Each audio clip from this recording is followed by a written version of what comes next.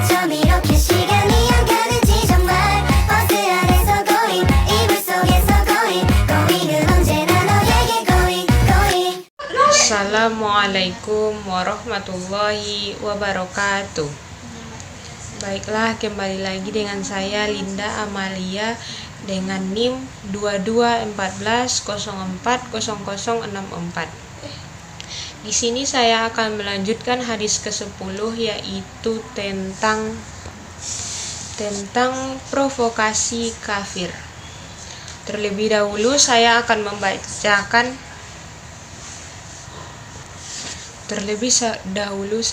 membacakan hadisnya. Bismillahirrahmanirrahim. Hadisu Aisyah radhiyallahu anha qala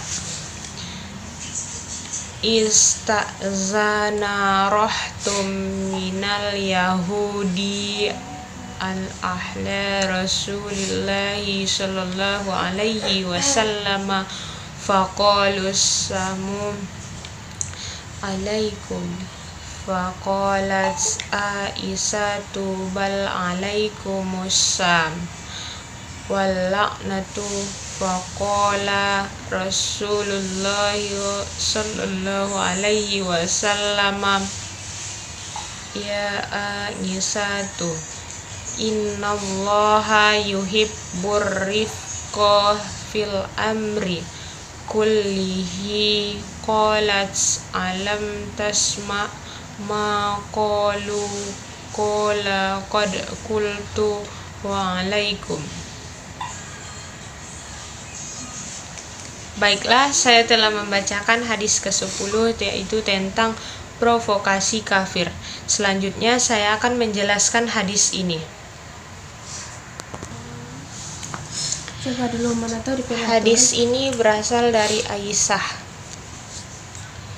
Hadis ini menjelaskan bagaimana sikap seorang muslim terhadap orang non-muslim yang dalam hal ini berperilaku tidak baik kepada kaum muslimin.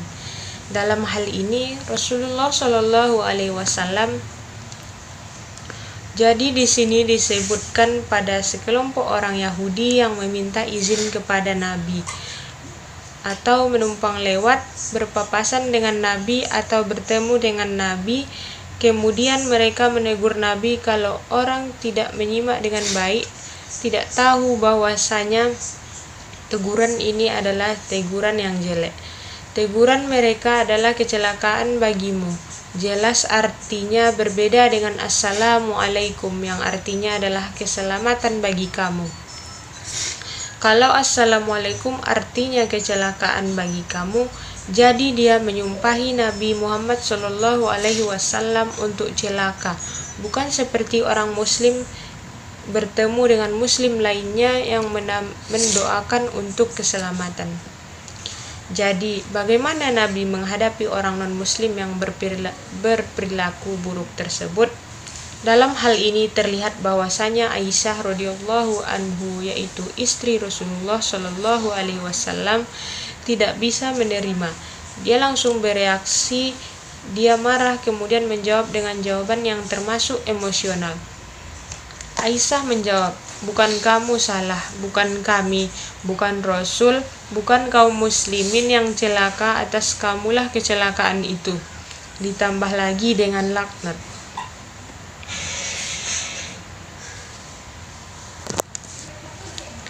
Jadi mereka di sini menyumpahi satu dan Aisyah membalasnya dua. Menghadapi kenyataan, ibu Nabi kemudian menegur Aisyah. Apa kata Rasul di situ kepada Aisyah? Ya Aisyah, jangan begitu. Sesungguhnya Allah menyukai berlemah lembut dalam segala urusan. Jadi Aisyah di sini ditegur oleh Nabi Muhammad Shallallahu alaihi wasallam, kenapa dia memberi satu, kamu jawab dua, padahal itu tidak sesuai dengan pesan Allah Subhanahu wa taala. Jadi di sini Nabi malah menegur Aisyah. Kemudian Aisyah awalnya tidak terima. Dia kemudian menjawab Nabi, "Kenapa engkau malah menyalahkanku?" kata Aisyah. "Bukankah mereka yang salah? Apakah engkau tidak mendengar apa yang mereka katakan? Bukankah mereka yang duluan berkata jahat, mendoakan kita celaka, menyumpahi kita celaka? Apakah engkau tidak mendengar, ya Rasulullah?" Di sini Rasulullah Shallallahu Alaihi Wasallam mengatakan, "Saya sudah mendengar, saya sudah menjawab. Karena saya mendengar apa yang mereka katakan, saya sudah menjawab. Jawaban saya wa'alaikum, pendek saja, tapi maknanya sama dengan mereka. Wahai Muhammad, hendaknya engkau celaka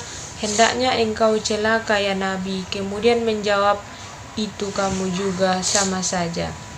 Jadi intinya di sini kaum muslimin, dalam hal ini Rasulullah Shallallahu Alaihi Wasallam, memberikan contoh kepada seorang muslim, memberikan sikap yang seperti itu. Kita tidak perlu menyikapi dengan sangat emosional atau berlebih-lebihan seperti yang dilakukan oleh Aisyah yang mengarah ke situ, tapi dengan sikap tenang sebagaimana diperankan oleh Rasulullah Shallallahu Alaihi Wasallam.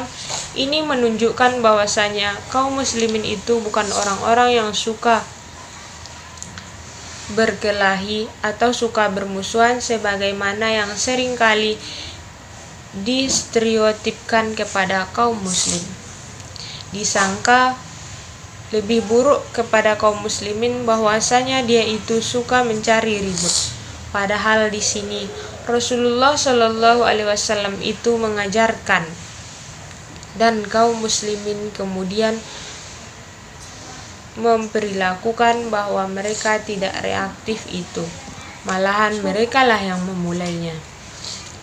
Jadi di sini terlihat betapa kaum muslimin itu mesti memiliki akhlak yang tinggi di antaranya.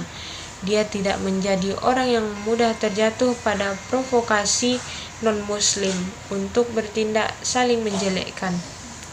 Jawaban Nabi ini juga dipakai untuk non-muslim yang tidak berkata jelek seperti ini. Andaikan seorang non-muslim memberikan salam kepada kita dengan salam yang benar, mungkin karena dia ingin menghormati, mungkin karena dia mencoba beradaptasi, bukan dalam rangka mengolok dan menghina seperti ini. Jawaban Nabi ini juga dipakai untuk non-muslim yang tidak berkata jelek seperti ini. Andaikan seorang non-muslim memberikan salam kepada kita dengan salam yang benar, mungkin karena dia ingin menghormati, mungkin karena dia mencoba beradaptasi, bukan dalam rangka mengolok dan menghina. Seperti ini dia baca dengan benar. Maka di situ Nabi Muhammad Shallallahu Alaihi Wasallam mengajarkan kamu menjawab wa'alaikum walaupun pendek. Sebenarnya intinya sama saja, tetapi umat Islam tidak boleh mengucapkan salam kepada mereka. Tetapi kalau mereka memberikan salam, apakah salamnya itu benar? Seperti yang kita sebut terakhir atau salah seperti yang diceritakan dalam hadis ini, dijawab dengan tenang atau dijawab dengan wa'alaikum saja.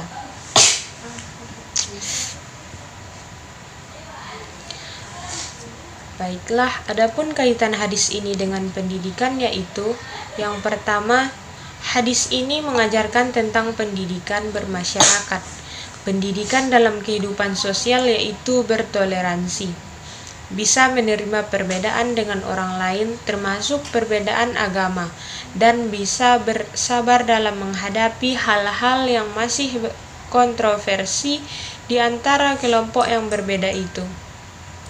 Kaum muslimin itu biasanya sikapnya menyesuaikan diri dengan apa yang ada di sekitarnya, tapi tidak terpancing. Kalau dia berbuat baik, kaum muslimin harus berbuat baik juga, bahkan lebih baik kalau dia tidak berbuat baik. Contohnya seperti ini, kaum muslimin harus menerima terlebih dahulu dengan baik dan bersikap sebaik-baiknya agar dia tidak berbuat tidak baik lebih besar lagi. dan sebagainya.